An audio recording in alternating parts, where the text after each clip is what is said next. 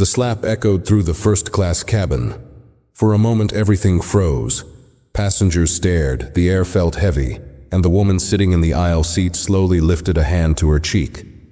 The flight attendant standing above her still looked angry, as if she had every right to do what she just did. But she didn't know. She had just slapped a high-powered lawyer. And what she didn't realize? The lawyer's husband owns the entire airline.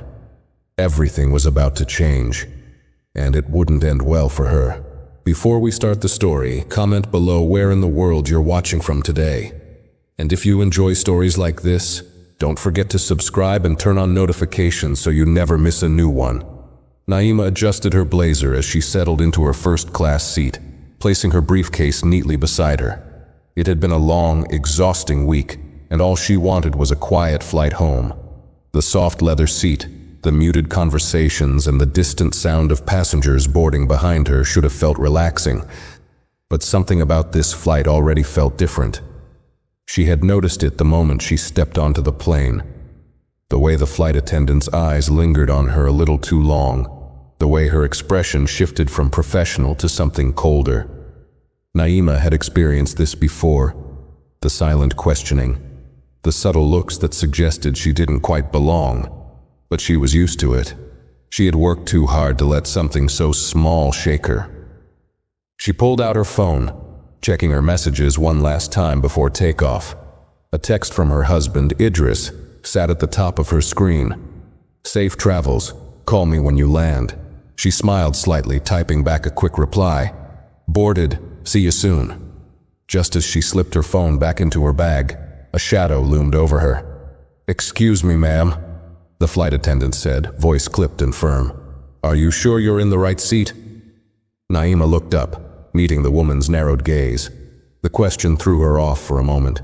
Slowly, she reached into her bag and pulled out her boarding pass, handing it over without a word. The flight attendant, whose name tag read Lisa Caldwell, snatched the ticket and scanned it. Her lips pursed, her grip tightening slightly around the paper. "This is a first-class ticket," Lisa said, her tone slower this time, as if waiting for an explanation. Naima kept her face neutral. "Yes, it is." Lisa hesitated, her eyes flickering around the cabin. The businessman seated across from Naima, an older man with silver hair and a crisp navy suit, glanced up briefly before returning to his laptop. A young couple a few rows ahead whispered to each other, oblivious to what was happening. No one else seemed to notice or care. Lisa shifted slightly. "Are you traveling alone?" Naima tilted her head, studying the woman for a moment. The question was unnecessary. She had never seen anyone else ask that before. "Yes." The silence stretched between them. Lisa's jaw tightened, and for a second it seemed like she wanted to say something else. But instead, she exhaled sharply and handed the boarding pass back. "All right then," she muttered before turning and walking away. Naima tucked the ticket into her bag, keeping her expression unreadable. She had faced worse than this. A quiet dismissal, a subtle challenge to her presence. It wasn't new, but it didn't mean she had to ignore it. A few minutes passed. The flight attendants moved through the first-class cabin, offering drinks and warm towels. Naima kept to herself, waiting patiently, but her eyes followed Lisa as she served the other passengers. Lisa reached the businessman first, her smile warm as she offered him a glass of champagne. "Here you go, sir. Enjoy."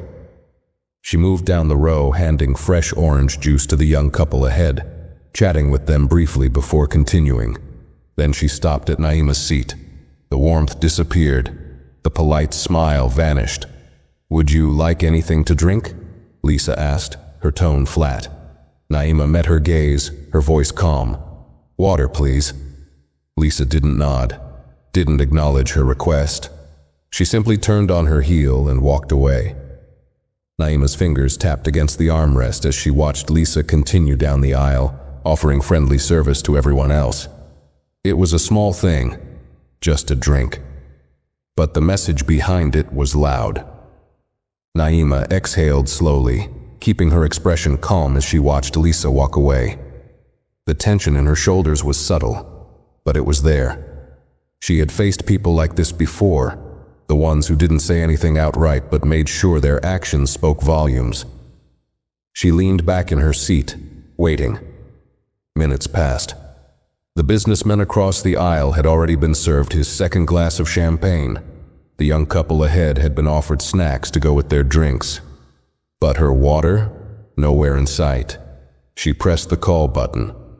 A few seconds later, Lisa reappeared, her face carefully blank. "Yes? I asked for water," Naima said simply. Lisa's lips pressed into a thin line. "We're still getting everything sorted." Naima's eyes flicked to the tray Lisa was carrying. It was nearly empty, just a few glasses left. "You seem to have everything for everyone else," Naima replied, keeping her voice even. Lisa's expression barely shifted, but the annoyance in her eyes was clear. "I'll get it when I can." Without another word, she turned and walked away again. Naima didn't react.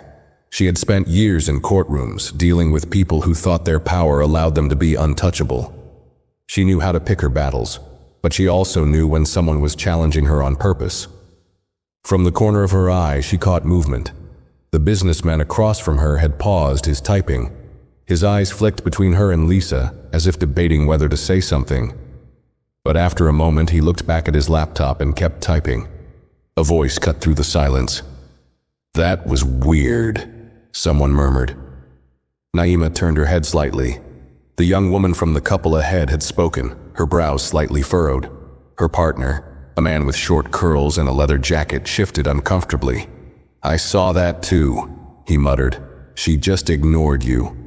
Naima gave a small, polite nod but didn't say anything. She wasn't going to play into the moment, not yet.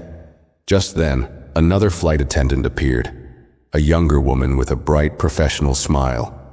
Her name tag read Elena. "Ma'am, I'm so sorry about the delay," Elena said, placing a bottle of cold water on Naima's tray table. "Here you go." "Thank you, Elena," Naima said, making sure to say her name clearly. Elena gave her a quick nod before walking off, her expression unreadable. Lisa was nowhere to be seen. Naima unscrewed the cap of the bottle, taking a slow sip. She could feel eyes on her, quiet curiosity mixed with silent avoidance. The couple ahead had noticed. Even the businessman, though he tried to pretend otherwise, had noticed. Lisa thought she could get away with it. That was her first mistake. Naima stayed composed, sipping her water as the quiet tension in the first-class cabin settled. She had no intention of making a scene. Not yet. Instead, she observed. Lisa returned minutes later, her expression unchanged, carrying a tray of meal options.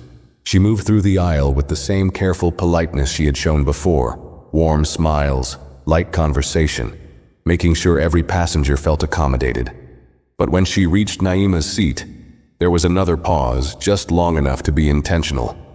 "We have 2 options for dinner," Lisa said, her voice clipped. "Grilled salmon with vegetables or pasta with creamy sauce." Naima looked at her evenly. "I'll have the salmon." Lisa's fingers twitched around the tray. "We're out of salmon."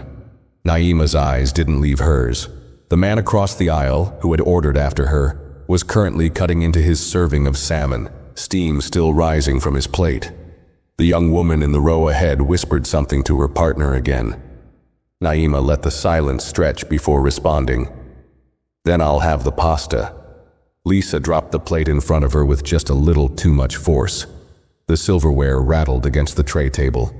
"Enjoy," Lisa muttered, already turning away before Naima could respond. Naima inhaled deeply, rolling her shoulders back. The message had been sent loud and clear. Lisa was pushing, trying to get a reaction, trying to remind Naima that she didn't belong here. Naima had seen this tactic before. People like Lisa always wanted the same thing, for her to become angry, to cause a scene, to raise her voice so that later they could say, "See, I told you she was difficult." She wouldn't give her that satisfaction. Instead, Naima picked up her fork and twirled it through the pasta, taking a slow bite.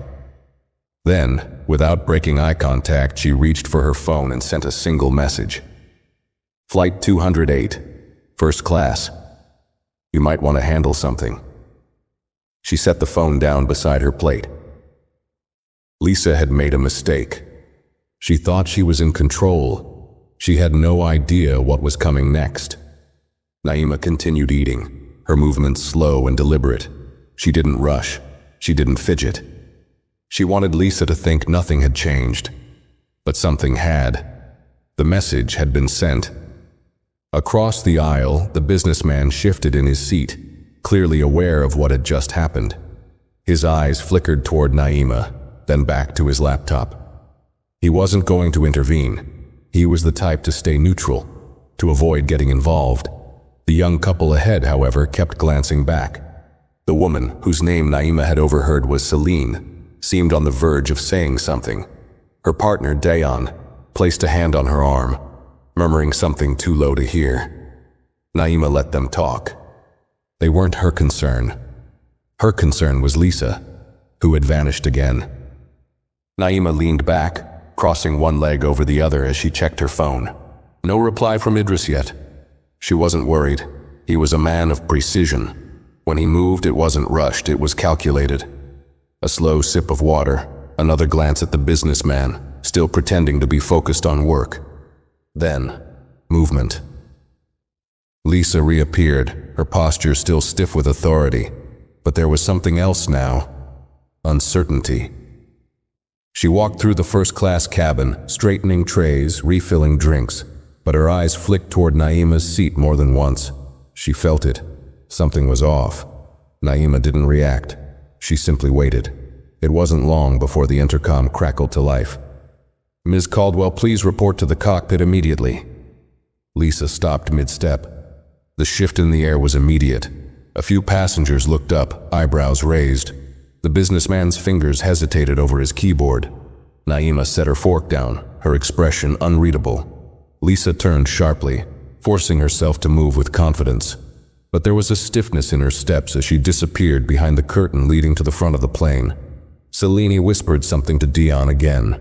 He didn't stop her this time. She turned in her seat slightly, looking directly at Naima. "Did you do that?"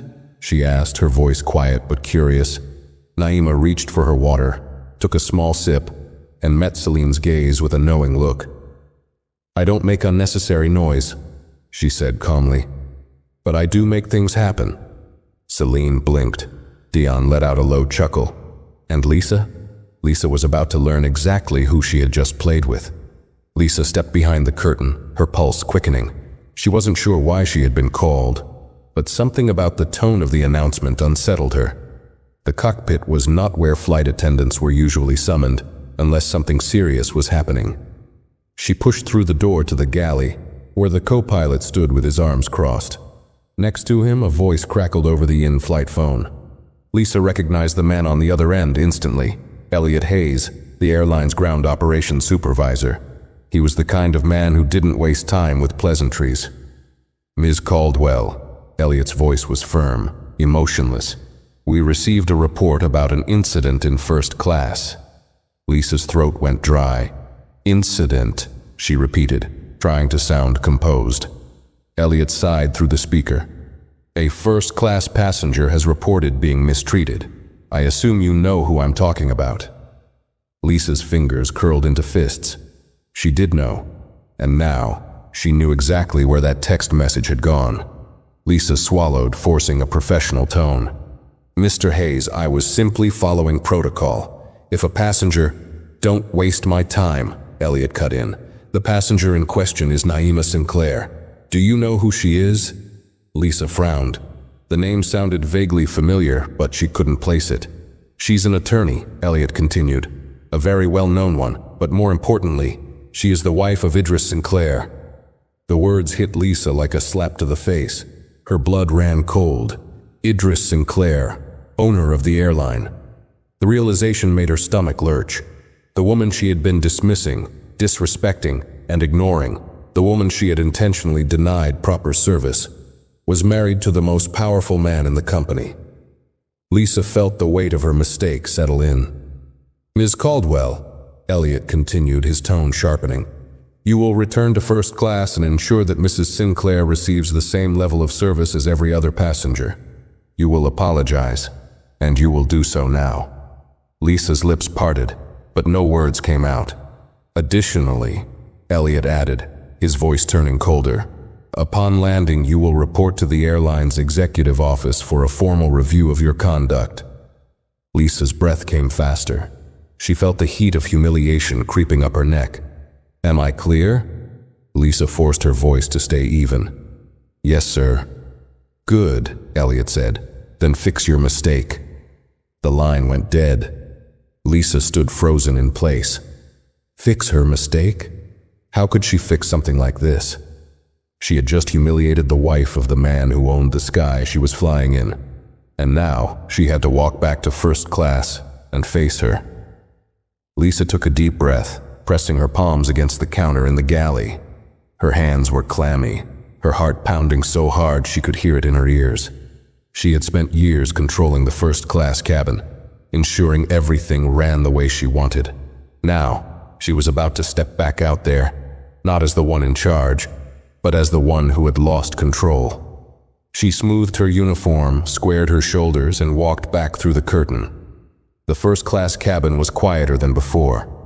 Passengers weren't talking as much. They had noticed the announcement, noticed the way Lisa had been called away, and now, as she stepped back into the aisle, they were watching. Naima was still seated, perfectly composed, stirring the ice in her water with a slow, deliberate movement. Her posture hadn't changed. She hadn't fidgeted. She hadn't turned around to see where Lisa had gone. She had simply waited. Lisa swallowed hard and walked toward her. The businessman across the aisle glanced up briefly before pretending to focus on his laptop again. The young couple ahead, Celine and Dayon, weren't even pretending not to pay attention anymore. Lisa stopped at Naima's seat, forcing herself to keep her voice steady. "Mrs. Sinclair," she said, keeping her tone as neutral as possible. "I want to apologize for earlier. There was a misunderstanding." Naima slowly looked up at her. "A misunderstanding," she repeated, her voice soft. Lisa nodded stiffly. "Yes, You checked my ticket," Naima said, her voice calm, measured. "You knew I was in the right seat. You ignored my request for water despite serving every other passenger. You told me the salmon was unavailable, yet I watched you serve it to the man sitting next to me." Lisa's throat went dry. "That doesn't sound like a misunderstanding," Naima continued. "That sounds like a choice." The air in the cabin felt heavier. The businessman stopped typing. Celine's mouth parted slightly, as if she couldn't believe Naima had just said it out loud. Lisa forced a tight smile. "Mrs. Sinclair, If you're going to apologize," Naima interrupted, tilting her head slightly, "at least have the courage to tell the truth." Lisa's fingers twitched. She could feel the eyes on her now. The control she had always wielded over the cabin was gone. Naima let the silence stretch between them.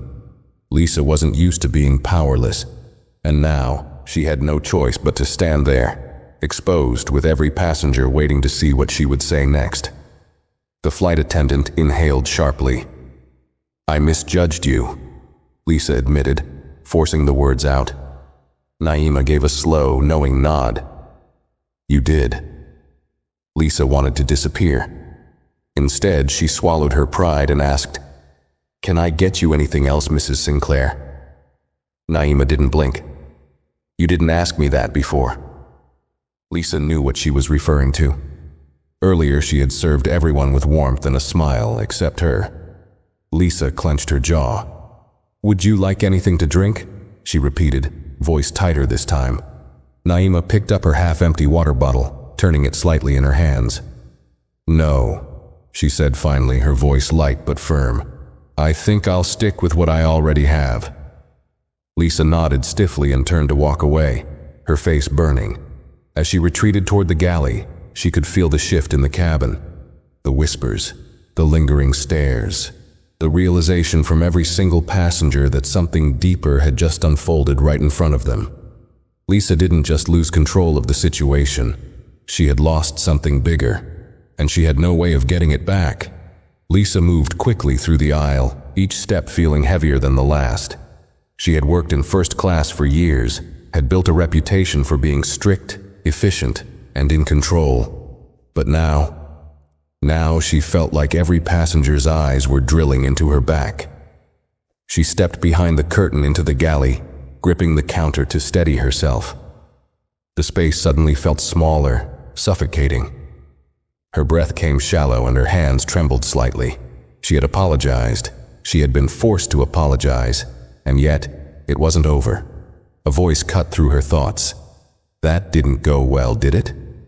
Lisa spun around. Elena, the younger flight attendant, leaned casually against the counter, arms crossed. Her tone wasn't mocking, just observant, almost amused. Lisa narrowed her eyes. Mind your own business. Elena shrugged. Kind of hard when the whole first-class cabin just watched you get put in your place. Lisa's jaw clenched. I don't need your commentary. Elena smirked, pushing off the counter. Sure, but you do need to start thinking about what's waiting for you when we land. Lisa stiffened. What are you talking about? Elena raised an eyebrow. Oh, you really don't know? She pulled out her tablet, tapping the screen. Flight records are monitored in real time. When a high-profile passenger files a complaint, especially someone like Mrs. Sinclair, it doesn't just disappear into a report. Lisa's stomach twisted. Elena tapped again, then turned the screen slightly toward Lisa. Corporate is already watching this flight, she said, which means whatever happens next, you won't get to control it. Lisa barely breathed as she stared at the screen. A formal report had already been flagged under her employee profile. A pending disciplinary review was now attached to her name. She had known she would be questioned after landing. She hadn't realized it had already escalated this far. Lisa exhaled sharply, snatching a napkin from the counter and dabbing at her forehead. It's just a report, she muttered, trying to steady herself. Elena let out a soft laugh. You keep telling yourself that. Lisa turned away, pressing her fingers against her temple. She had worked for this airline for 10 years. She had handled difficult passengers before, but never had she been in a position where she felt so exposed. And the worst part? Naima wasn't even trying. She hadn't yelled, hadn't caused a scene, hadn't demanded anything. She had simply let the weight of Lisa's own actions crash down on her.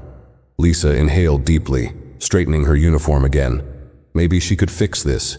Maybe she could smooth it over. She just needed to get through the rest of the flight, handle the landing, and then...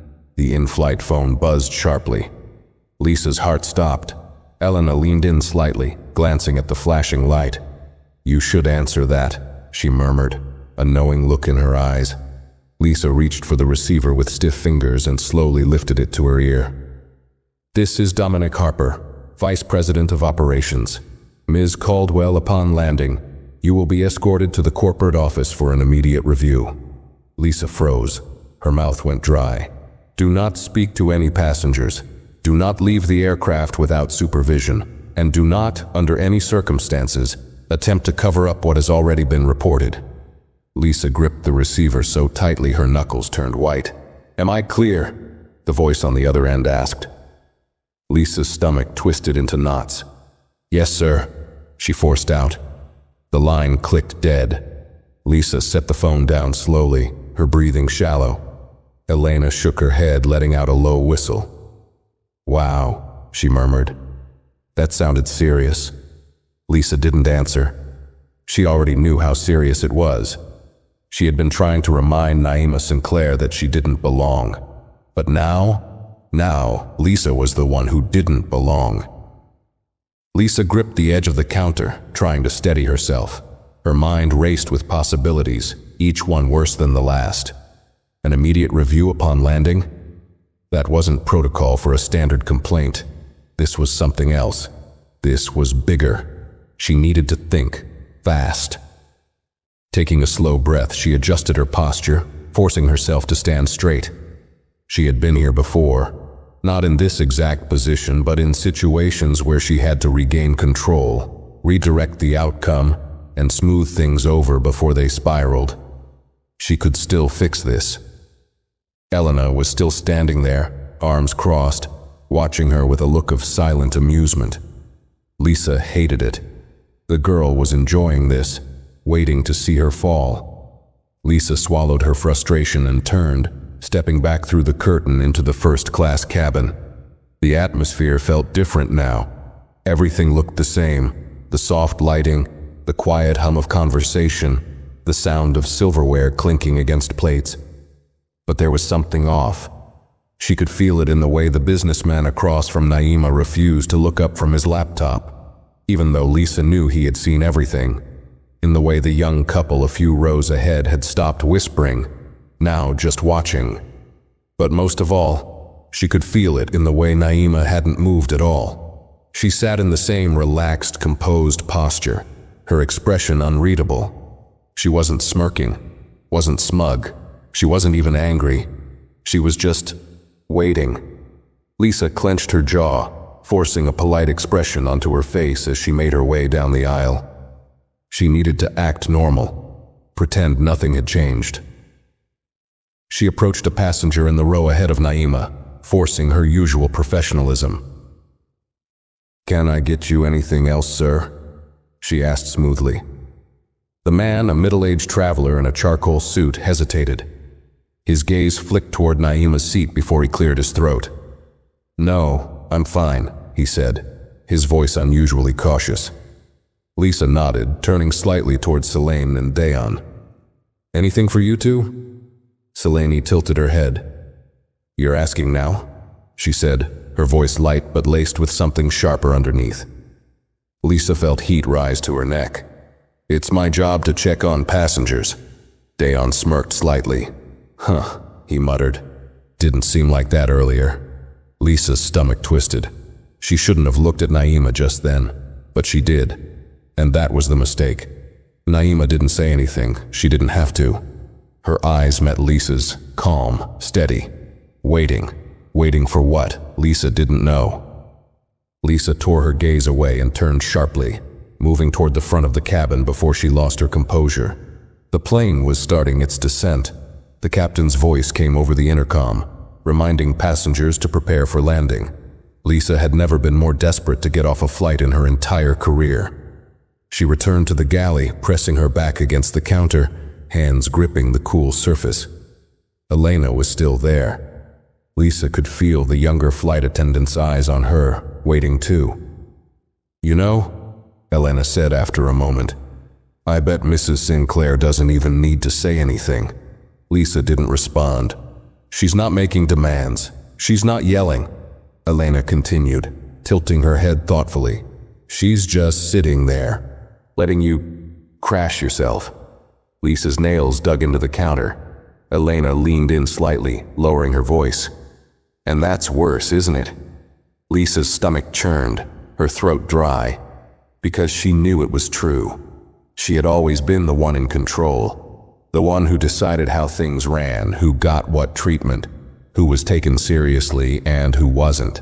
And now she wasn't just losing control, she had already lost it, and there was nothing she could do to take it back. The seatbelt sign dinged on. Lisa inhaled sharply. The descent had begun, and with it, the real fall was just getting started.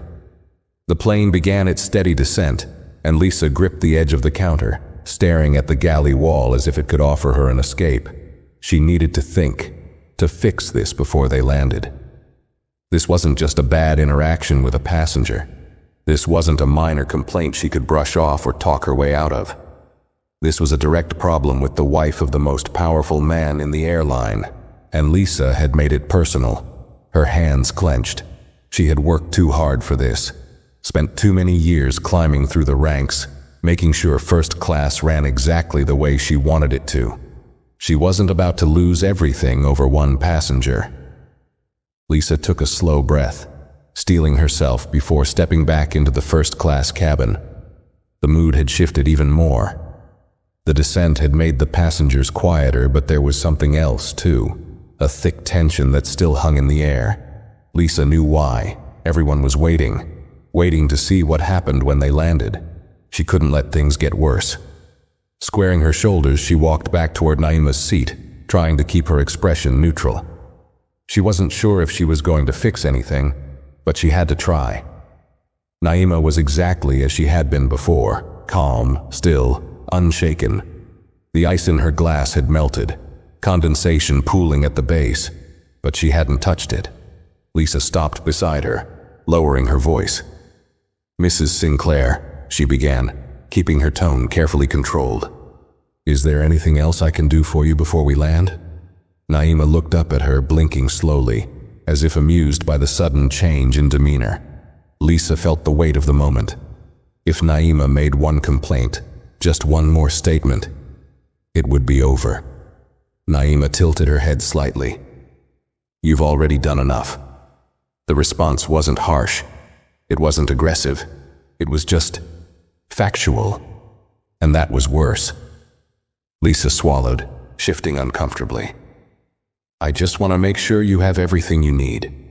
Naima let out a slow breath, and Lisa knew she was deciding whether or not to say something. A small pause. Then Naima spoke. "You've already made your choices," she said, her voice soft but firm. "I think it's time you deal with them." Lisa's pulse spiked. Naima's lack of reaction was the reaction. She wasn't demanding anything. She wasn't calling for the captain. She was letting Lisa's own mistakes take care of everything. Lisa inhaled sharply and stepped away. She needed to keep moving, to act like everything was fine. But it wasn't. The businessman across the aisle finally spoke. "You might want to take a seat," he said, barely looking up from his laptop. "Landing soon." Lisa turned toward the front of the plane, her movements stiff. Passengers were fastening their seatbelts, preparing for touchdown. The same routine she had seen thousands of times. But this time, she was on the other side. Lisa moved toward the galley again, pressing her hands against the cool surface of the counter. Her mind raced. Would she be fired? Would they suspend her? Maybe she could spin it. Maybe she could argue that she was just following protocol. But even she knew that wouldn't work. This wasn't about protocol. This was about who she had chosen to challenge. And Naima Sinclair. She hadn't needed to raise her voice. She hadn't needed to fight. She had simply let Lisa destroy herself. The intercom crackled. "Cabin crew, prepare for landing." Lisa forced herself to breathe. The plane tilted slightly, descending toward the runway. She wanted to disappear, but there was nowhere left to go. The moment the wheels hit the ground, Lisa knew. Her career, her reputation, her entire future was about to crash. The plane touched down with a smooth but final impact, the tires skimming the runway before settling into their full weight. The familiar jolt that usually signaled the end of another successful flight felt different this time. For Lisa, it didn't mark the end of a shift. It marked the beginning of something much worse. She stood frozen in the galley, gripping the counter like it was the only thing keeping her upright. Around her, the cabin filled with the sounds of landing. Seatbelts clicking open before the light even turned off. Passengers shifting, stretching, reaching for their belongings. Lisa's stomach twisted painfully. She knew what was waiting for her outside this aircraft. Security, corporate judgment, and worst of all, Idris Sinclair himself. The intercom crackled and the captain's voice echoed through the cabin. "Ladies and gentlemen, welcome to our destination. The local time is 4:32 p.m. Please remain seated until we reach the gate and the seatbelt sign is turned off. On behalf of our crew, we thank you for flying with us today." Lisa barely heard the words. The moment the plane slowed, her heart pounded so hard she thought she might pass out. She needed a way out. Could she talk to the captain? Could she explain before things got worse? Before she could move, the in-flight phone buzzed sharply. She flinched. Elena, standing a few feet away, raised an eyebrow. "Are you gonna answer that?" Lisa's fingers shook as she reached for the receiver. She pressed it to her ear, her voice barely steady. "This is Lisa Caldwell," a male voice responded. Cold, director, unforgiving. "This is Dominic Harper, Vice President of Operations. Ms. Caldwell, remain in the aircraft until instructed. Security will be boarding momentarily." Lisa's grip tightened around the phone. "Sir, The line clicked dead. Elena let out a low whistle. Yikes. Lisa slowly lowered the receiver, her entire body numb. Security. They were sending security onto the plane, not waiting for her at the gate, not calling her in for a meeting. They were coming to get her. Passengers began standing, retrieving their luggage from the overhead compartments. The first-class cabin moved slower than economy, people taking their time, adjusting their coats, stretching their arms. But Lisa's attention zeroed in on Naima. She was still seated, relaxed, as if she had all the time in the world. She didn't rush to grab her things. She didn't fumble with her phone. She waited, because she knew. Lisa felt it. This wasn't just an inconvenience for her. This was designed to be humiliating, public. The realization sent a new wave of panic through her. She needed to move, to do something, but it was too late. The doors unlocked, and security stepped inside. A hush fell over the front rows. Lisa's breath hitched as she saw them. 2 uniformed security officers, tall, stern, here for her. One of them stepped forward, glancing down at a piece of paper. His gaze lifted, meeting Lisa's. "Ms. Caldwell," he said smoothly, "you'll need to come with us." A ripple of whispers spread through first class. The businessmen looked up, frowning slightly. The young couple, Celine and Diane, openly stared. Lisa felt her legs go weak. She forced a smile, trying to save face. "I don't understand," she said, even though she understood perfectly. "This is an internal matter," the officer continued. "We need you to step off the aircraft now." Passengers watched. Lisa swallowed hard. This wasn't happening. It couldn't be happening like this. She turned to Elena, as if hoping the younger flight attendant might say something, might help her somehow. But Elena just sighed. "Well," she murmured, "good luck with that." Lisa's hands curled into fists. She couldn't even tell if her face was red from anger, shame, or pure fear. A throat cleared. Lisa stiffened. She knew who it was before she even turned her head. Naima had finally stood up. She adjusted her blazer, slow and deliberate, before meeting Lisa's gaze. Her expression was calm, but her eyes, they were sharper than ever. Lisa tried to hold her ground, tried to stare back, but Naima just gave the slightest, smallest smile, a smile that said, "You did this to yourself." Lisa's stomach dropped. She turned back to security, swallowing hard. Her voice barely worked as she muttered, "Fine, let's go." The officer stepped aside, gesturing for her to move forward. Lisa took a single step, then another. The walk down the aisle had never felt so long. Passengers watched her, whispered. Some stared directly, while others avoided her gaze altogether. The businessman tapped at his keyboard like nothing was happening, but his jaw was tight. Celine shook her head slightly, whispering something to Dion. Lisa forced herself forward, one step at a time. She had walked through first class thousands of times, but this time, she was walking through as a disgraced employee. And Naima Sinclair? She was watching, the way Lisa had watched her. Step by step, Lisa felt the walls closing in. She stepped off the plane, and into a very different reality. The moment Lisa stepped onto the jet bridge, she felt the air shift around her. The walls, once just a neutral part of her routine, suddenly felt too narrow, too suffocating. Her feet felt heavier with every step, her body moving forward only because she had no other choice. The 2 security officers flanked her, their expressions unreadable. They weren't grabbing her, weren't treating her like a criminal, but their presence alone was enough. This wasn't a normal post-flight debrief. This was an escort, a forced removal, a public display of consequence. Passengers from economy began stepping off the plane behind her, some glancing curiously as they passed. Some whispered. A few even stole a second look, as if recognizing her from the tense atmosphere during the flight. Lisa's stomach twisted. She had always loved the airport, the feeling of control, the authority that came with walking through terminals in uniform, knowing she was one of the few who dictated how things ran. Now, she was walking through it like an outcast. As they moved closer to the terminal exit, Lisa spotted a group of airline executives waiting near the security station. 3 men and 1 woman, all in sharp business attire, their arms crossed, their expressions unreadable. Her review board. Lisa inhaled sharply. She wasn't ready. She needed time. Time to prepare a statement. Time to come up with a defense. But time had run out the moment she questioned Naima Sinclair's seat. One of the executives stepped forward. James Connors, director of flight operations. He had a reputation for being fair but ruthless, a man who valued precision, order, and the airline's public image above all else. Lisa had worked under him for years.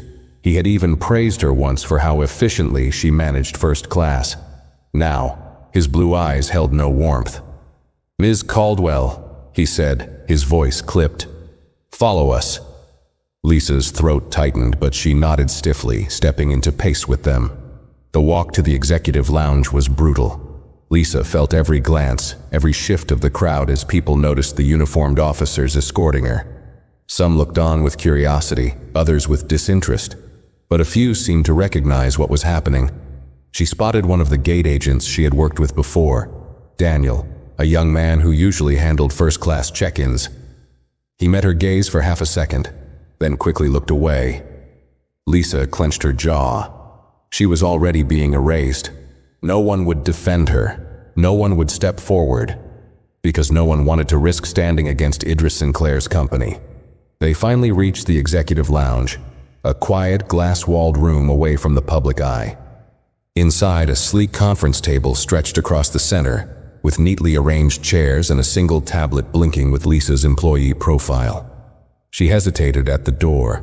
James Connors gestured for her to sit. "Have a seat, Ms. Caldwell." Lisa swallowed hard and stepped inside, her movements stiff. She could still turn this around. She just had to be careful. She sat down, folding her hands in her lap, keeping her posture professional. James sat across from her, tapping the screen of the tablet. The others remained standing, their faces carefully neutral. A long silence, then James looked up. "Do you know why you're here?" Lisa wet her lips before answering. "There was a complaint." James's gaze didn't waver. Not just a complaint. A formal incident report. Lisa forced herself to breathe evenly. "Mr. Connors, James turned the tablet toward her. The screen displayed her employee record. Next to it, a flagged incident report from Flight 208. Lisa felt sick. The report wasn't just from a passenger. It had multiple statements. Passengers from first class had reported her behavior. And at the bottom of the complaint, filed directly by Idris Sinclair. Lisa's hands went cold. James's voice cut through the silence. "Let me be clear," he said, his tone unreadable. "This is not a standard review. This is a corporate-level disciplinary case." Lisa's pulse spiked. Disciplinary case. Not a warning. Not a meeting. Her stomach dropped. This was termination territory. James leaned forward slightly, his hands clasped together. "Would you like to explain your actions before we continue?" Lisa knew she had two options. 1. Defend herself. Say she was following protocol. Say it was a misunderstanding. 2. Accept responsibility. Try to salvage whatever was left. Her instinct told her to fight, to defend, to insist she had done nothing wrong. But the weight of the incident report, the passengers' statements, and Idris Sinclair's name at the bottom made her chest feel tight. She opened her mouth, and nothing came out. Because for the first time in her career, she knew there was no way out. Lisa sat there, her throat dry, her pulse pounding in her ears. The weight of the room pressed down on her, the polished conference table stretching between her and the executives as if it were a courtroom. And in many ways, it was. This wasn't just a meeting. This was a verdict. She glanced at the tablet screen again, her own name staring back at her, surrounded by damning words. Formal complaint, passenger mistreatment, escalation review, pending disciplinary action. She had to say something. Anything. Lisa straightened her shoulders, forcing herself to meet James Connors' gaze. "Mr. Connors, I want to clarify that at no point did I intend to mistreat a passenger," she began, keeping her voice even. "I was managing first class the way I always do, ensuring that all passengers were where they were supposed to be, and that everything ran smoothly. If there was a misunderstanding, James raised a hand, cutting her off. "Let's start with that," he said, tilting his head slightly. "You said you were ensuring that all passengers were where they were supposed to be." He tapped the tablet, pulling up a passenger manifest. Mrs. Naima Sinclair was seated in first class with a fully paid ticket. You reviewed her boarding pass. She was exactly where she was supposed to be. Lisa's stomach twisted. James didn't wait for her to respond. He swiped to another document. "This is the report from Hannah Lee, one of your own flight attendants." He glanced at the screen, reading aloud. Ms. Caldwell questioned Mrs. Sinclair's seat assignment despite clear documentation. When Mrs. Sinclair remained in her seat, Ms. Caldwell continued to act dismissively throughout the flight, neglecting standard service. Lisa clenched her jaw. She hadn't expected Hannah to write a report. James swiped again. "Then we have this," he continued, voice calm but firm. 3 first-class passengers also submitted statements. 3. He looked at her. "Do you understand how rare that is? First-class passengers usually want nothing to do with airline complaints unless they're directly inconvenienced." He leaned back slightly. But in this case, they weren't the ones being mistreated. They were the witnesses. Lisa felt the slow, crushing collapse of her defense. Her words died in her throat. James tapped the screen once more. A new report appeared, one that made Lisa's skin go ice cold. A direct letter from Idris Sinclair. Lisa stopped breathing. She didn't need to hear it read out loud. The signature at the bottom, the weight of his name, was enough. James exhaled through his nose, setting the tablet down. He folded his hands on the table, his expression unreadable. "Lisa," he said, and the use of her first name sent a fresh wave of dread through her. "I want you to be honest with me, because this isn't just about a bad day.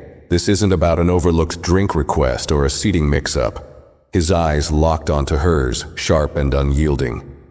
"This is about why you looked at Mrs. Sinclair and assumed she didn't belong." Lisa's heart dropped.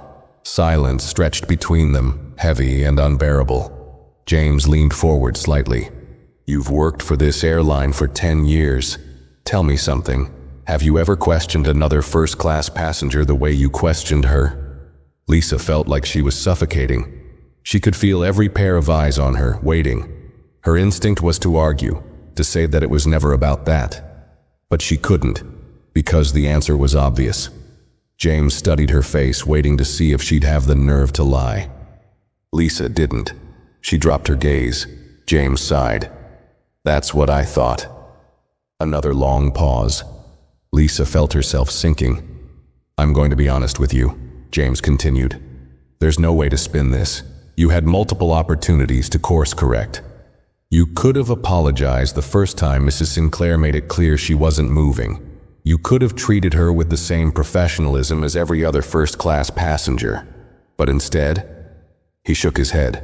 You dug your own grave." Lisa's hands trembled under the table. James exhaled slowly. Under normal circumstances, a case like this would result in an immediate termination. Lisa's breath hitched. "But," he added, tilting his head slightly, "Mrs. Sinclair didn't request that." Lisa blinked, startled. "She didn't?" James watched her carefully. "No." He tapped his fingers against the table. "She didn't ask for you to be fired. She didn't demand compensation. She didn't even push for a public apology. She didn't have to." Lisa knew what that meant. Naima let the consequences happen on their own. James sighed. "Here's what's going to happen." Lisa braced herself. "You're suspended indefinitely, effective immediately," he said, his voice final. "Pending a full corporate review." Lisa inhaled sharply. Suspended, not fired. But that didn't mean she was safe. Her record was permanently flagged. Her reputation was ruined. Even if she somehow returned, every flight attendant, every crew member, every executive would know exactly what had happened. James glanced at the other executives, then back at Lisa. "You'll be contacted within the week regarding next steps. Until then, you are not permitted to enter any airline facilities or access the company's internal systems." Lisa's chest felt tight. James leaned back. Now, his tone softened slightly. Do you have anything to say? Lisa stared at the table. Her mind was a war zone. She wanted to defend herself, to say it had all been a misunderstanding, that she had never meant for any of this to happen. But she knew the truth, and so did they. Lisa swallowed hard, her voice barely above a whisper. I understand. James nodded, satisfied. Good. He stood, signaling the meeting was over. Lisa felt numb as she stood, her legs unsteady. Her entire career had just been ripped away from her in less than an hour, and there was nothing she could do to stop it. She turned toward the door, her body moving on autopilot. As she reached for the handle, James spoke one last time. Maybe next time, he said coolly. You'll think twice before deciding who belongs. Lisa stiffened. She didn't turn around. She just stepped forward and walked out of the room into a future she no longer recognized. Lisa walked through the hallway, her steps slow, her body moving as if she were detached from it. The reality of the meeting still clung to her like a weight she couldn't shake, suspended, indefinitely, not fired, but not protected, dangling in uncertainty. She should have felt relieved. At least she still had a chance, right? But she knew better. Her career was over. Even if she were somehow reinstated, the damage had already been done. She would never be respected again. The hallway stretched long and empty, the overhead lights casting a sterile glow. She barely noticed where she was walking, only aware of the faint murmur of conversations behind office doors, the distant sounds of suitcases rolling across the terminal floors below. She reached the exit leading to the employee parking lot, her hands trembling as she pushed it open. The blast of outside air hit her, but it didn't clear her mind. She stood there for a moment, staring out at the rows of parked cars. Her car was here, right where she had left it this morning, when she had walked into the airport confident that she was in control of everything. She had started the day believing she was untouchable. Now, she wasn't sure who she even was anymore. She forced herself to move, stepping down the sidewalk toward the far lot where employees parked. The wind whipped past her, stinging her face. Everything felt different now.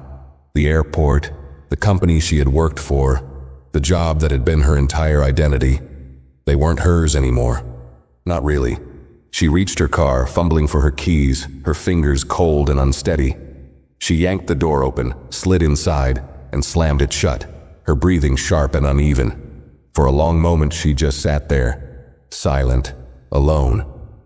And then, for the first time since the plane landed, for the first time since she had realized how badly she had miscalculated everything, Lisa let herself break. Her hands gripped the steering wheel, knuckles white, her entire body trembling as a wave of sheer, crushing humiliation washed over her. How had she let it get this far? She had built herself up to be someone untouchable, someone who knew how to stay in control, how to command respect, how to keep everything exactly as it should be. But today she had lost everything. And for what? A power play that had backfired spectacularly. Lisa squeezed her eyes shut, the memory of Naima Sinclair's face flashing in her mind. She hadn't yelled, hadn't raised her voice, hadn't demanded an apology. She had just watched. She had let Lisa sink herself. And that was what made it all so much worse. Because Lisa had done this to herself. She wasn't suspended because someone had lied about her. She wasn't sitting in her car, on the brink of losing her entire career because of some unfair corporate decision. She was here because she had made a choice to dismiss a passenger, a choice to treat someone differently because of her own preconceived judgment, a choice that had cost her everything. Her breathing was ragged now, shallow and uneven, her body aching with the weight of it all. She didn't cry. Lisa Caldwell wasn't the kind of person who cried, but the hollow feeling in her chest was worse, because crying would have meant letting it out. This question mark, this was going to stay with her. She finally opened her eyes, staring at her own reflection in the rearview mirror, and for the first time in her career, she didn't recognize herself. She looked small. She looked defeated. And most of all, she looked like someone who had finally learned what it meant to be powerless. Lisa inhaled deeply, forcing her hands to stop shaking as she gripped the wheel tighter. She had no idea what would happen next. Would the airline cut her loose? Would another company ever hire her again? She didn't know. But one thing was certain. This wasn't just a bad day at work. This was the day everything changed, and there was no going back. Lisa sat in the stillness of her car, the only sound coming from the distant hum of airplanes taking off and landing. The airport she had once ruled over, the place where she had walked with confidence and authority, now felt like it had rejected her completely. She was nothing here anymore. The silence inside the car was unbearable. It wasn't the comforting kind of silence, the type that allowed for deep breaths and clear thoughts. It was the kind that pressed down on her, forcing her to confront the undeniable truth. She had ruined herself. She had spent years believing she was above these kinds of consequences, that she knew how to handle people, how to put them in their place without leaving a trace of fault on her record. But today, there had been no hiding what she had done, no covering it up, no spinning it into a misunderstanding. Everyone had seen her for exactly what she was, and worst of all, so had she. Her fingers hovered over her phone, her mind desperate for a way out. Maybe she could talk to someone at corporate. Maybe she could convince them that she had been misunderstood. Maybe, just maybe, she could argue that she wasn't like that. But what would she even say? That she had made a mistake? That it hadn't been about anything other than standard protocol? She could barely convince herself of that anymore. Lisa gritted her teeth, tossing her phone onto the passenger seat with a shaky exhale. She thought about the moment it all started. Naima Sinclair, sitting in that first-class seat, belonging there. The irritation Lisa had felt, the immediate urge to challenge her, to make her feel out of place. She had felt justified at the time, and now all she could feel was the slow, creeping understanding of how ugly it had really been. The knock on her car window made her flinch. Lisa turned her head sharply, her heart leaping into her throat. For a split second, she thought it was security, or maybe someone from corporate. Maybe they had changed their minds. Maybe they were here to tell her it was over, really over. But when she saw who it was, her breath caught in her chest. Naima Sinclair. Lisa's entire body tensed. Naima stood outside the car, calm as ever, her blazer still perfectly in place, her posture straight and confident, exactly as she had been the entire flight. Lisa hesitated, unsure whether to roll the window down or pretend she hadn't seen her. But what was the point? Naima already knew she had seen her. Lisa swallowed hard, and with shaky fingers reached for the window control, lowering it just enough. For a long moment, neither of them spoke. Lisa wasn't sure what she expected. Maybe gloating. Maybe some final remark to twist the knife in deeper. But when Naima finally spoke, her voice was quiet, even, controlled. "You thought I didn't belong there." Lisa's breath caught. She couldn't answer. Naima studied her for a moment, then glanced at the airport behind them, the place Lisa had called hers for so long. "I didn't have to say anything," Naima continued, "because I knew you would say everything for me." Lisa's jaw tightened, her fingers digging into her lap. "I wasn't the one who made this happen," Naima said, tilting her head slightly. "You did." The words landed like a punch. Lisa had spent all day thinking about what had happened to her. She hadn't stopped to think about what she had done. For a moment, she wanted to argue, wanted to throw out the excuses still clawing at the back of her mind. "I was just following protocol. I didn't mean anything by it. I treat everyone the same." But she didn't say any of that, because she knew it wasn't true. Naima didn't look angry, she didn't look vengeful. She just looked like someone who had already moved past this moment. And that was what made it hurt the most. Lisa had lost everything over this. And to Naima, it was just another Tuesday. Naima gave her one last look before taking a step back from the car. "I hope you sit with this," she said simply. "Really sit with it." Lisa swallowed, her throat thick and dry. Then, without another word, Naima turned and walked toward the waiting black car parked near the curb. The driver stepped out, opened the door for her, and she slid in smoothly. Lisa stared. Her chest felt tight, her vision blurring at the edges. Because Naima was right, Lisa was going to sit with this for a very, very long time. Lisa sat in her car, completely still, as she watched Naima's black car pull away from the curb and disappear into the steady flow of airport traffic. She should have looked away, should have started her own engine and left, should have moved on, just as Naima had. Because that was the real punishment, wasn't it? Naima wasn't stuck here. Naima wasn't the one questioning everything about herself, wasn't the one staring at her own reflection in the rearview mirror, wondering how she had gotten here. But Lisa was stuck. She reached for her phone, her fingers hesitant as she scrolled through her contacts. She needed to call someone, anyone, who could help her think, help her make sense of what had just happened, someone who could tell her what to do next. Her finger hovered over a name, Kendra Wallace, her friend, her co-worker, a senior flight attendant who had been with the airline almost as long as she had. If anyone would listen, it would be her. Lisa hesitated, then pressed the call button. The phone rang once, twice. Then, "Kendra Wallace is unavailable. Leave a message after the tone." The automatic voice hit her like a brick. She pulled the phone away, staring at the screen for a second before pressing end call. Her stomach twisted. Kendra had always answered her calls. Always. Was she avoiding her? Had she already heard? Lisa's fingers tightened around the phone. Maybe Kendra wasn't ignoring her. Maybe she was just busy. Maybe it was nothing. But the thought kept nagging at her. Lisa's name had already been dragged through corporate. The executives knew. Security knew. How many others had already heard? She scrolled again, this time landing on her supervisor's name. Rachel Morris. The person who had fought for her promotion.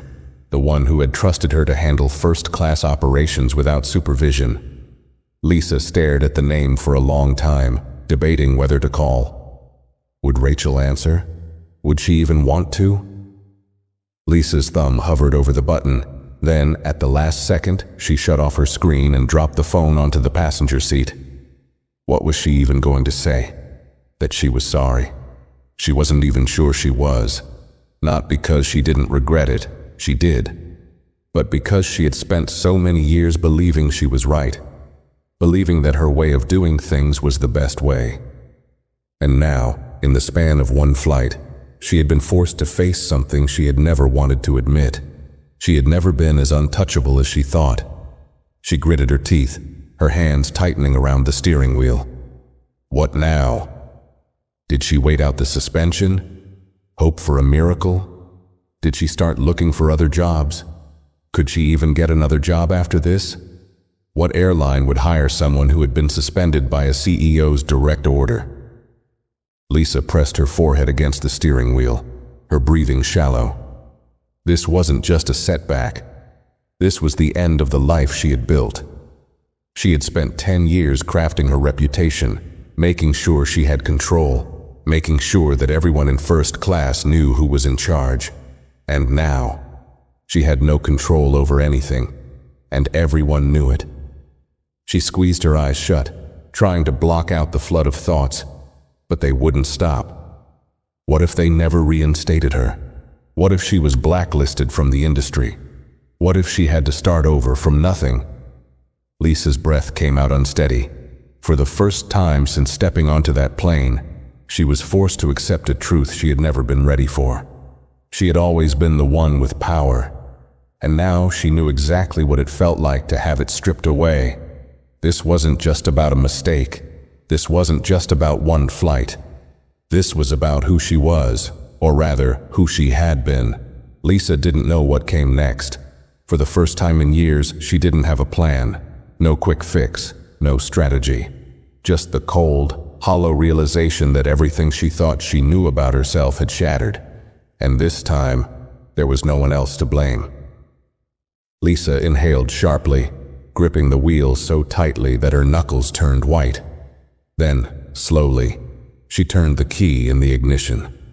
The engine hummed to life, but she didn't drive. She just sat there, staring at the road ahead. But for the first time in her life, Lisa had no idea where she was going. If you enjoyed this story, make sure to like this video and share your thoughts in the comments below. What do you think should have happened to Lisa? Let us know.